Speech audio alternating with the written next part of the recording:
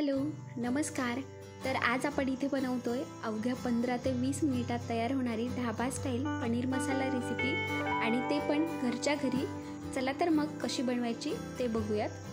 तर त्यासाठी इथे मी पाव किलो म्हणजे 250 ग्रॅम पनीर घेतले आणि आता आपल्याला यामध्ये थोडंसं लाल तिखट, थोडीशी हळद आणि थोडंसं पीठ टाकून हे मसाले ह्या पनीरला व्यवस्थित लावून घ्यायचे.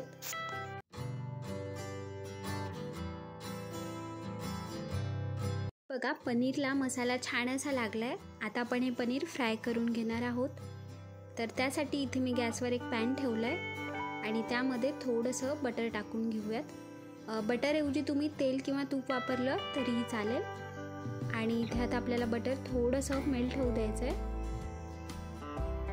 बटर मेल्ट झालं की लगेच आपण यामध्ये पनीर टाकूयात आणि आता हे पनीर आपल्याला 4 ते 5 मिनिट मीडियम गॅसवर छान असं फ्राय करून घ्यायचं आहे.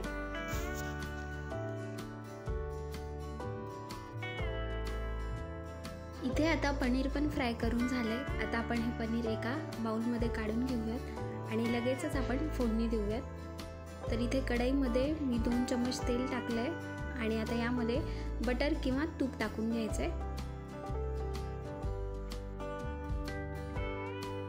तेल गरम झालं की आता आपण यामध्ये काही खडे मसाले टाकणार आहोत. तर या ठिकाणी मी 2 दालचिनीचे तुकडे, 1 वेलची आणि 2 ते 3 लवंग घेतल्यात. खडे मसाल्याचं प्रमाण तुम्ही तुमच्या आवडीनुसार कमी जास्त घेऊ शकता. आता आपण हे काही सेकंद ह्या तेलामध्ये फ्राय करून घेतोय.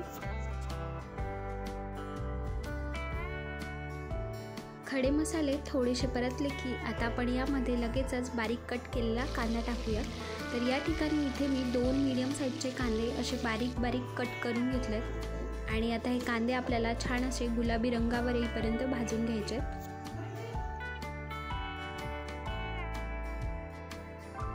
आता जोपर्यंत कांदा फ्राय होतोय तोपर्यंत आपण इकडे एक वाटण तयार करून घेऊयात. तर त्यासाठी एका मिक्सरच्या भांड्यामध्ये 2 टोमॅटो, 15 ते 20 लसणाच्या पाकळ्या आणि 1 ते 1.5 इंच आल्याचा तुकडा टाकून आपल्याला याचं एक छान असं वाटण तयार करून घ्यायचं आहे. तोपर्यंत इकडे कांदाही मऊ झालाय. आता आपण यामध्ये जी टोमॅटोची प्युरी बनवलेली आहे ती टाकूयात.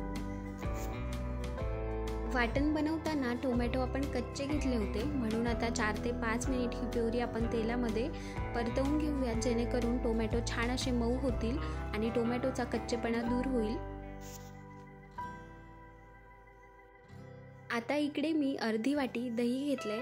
तर दही घेताना जास्त आंबट दही घ्यायचं नाही, कारण त्यामुळे आपली जी ग्रेव्ही आहे ती पण आंबट होईल, म्हणून नॉर्मल दही घ्यायचं. आता आपण यामध्ये काही बेसिक मसाले टाकणार आहोत. तर या ठिकाणी मी अर्धा चम्मच लाल तिखट टाकलंय, 1 चम्मच किचन किंग मसाला टाकूयात. आता जेव्हा आपण पनीरची भाजी बनवतो तर तेव्हा किचन किंग मसाला आवर्जून टाकायचा, कारण त्यामुळे पनीरची भाजी अजूनच जास्त चविष्ट होते. आता आपण यामध्ये थोडीशी हळद टाकून हे सगळे मसाले ह्या दह्यामध्ये फेटून घेऊयात.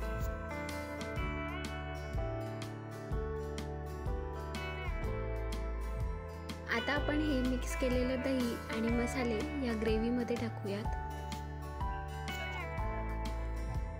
आणि आता हे मसाले आपल्याला या तेलामध्ये व्यवस्थित परतवून घ्यायचे आहेत, जेणेकरून ग्रेव्हीला छान असं तेल सुटेल. तर इथे तुम्ही बघू शकता मसाले आणि ग्रेव्ही छान अशी मिक्सअप होऊन आली आहे आणि तेल पण छान असं रिलीज झालं आहे. आता आपण या ठिकाणी पनीर टाकूयात. पनीर टाकल्यानंतर आता आपण हे पनीर या ग्रेव्हीमध्ये व्यवस्थित मिक्स करून घेऊयात.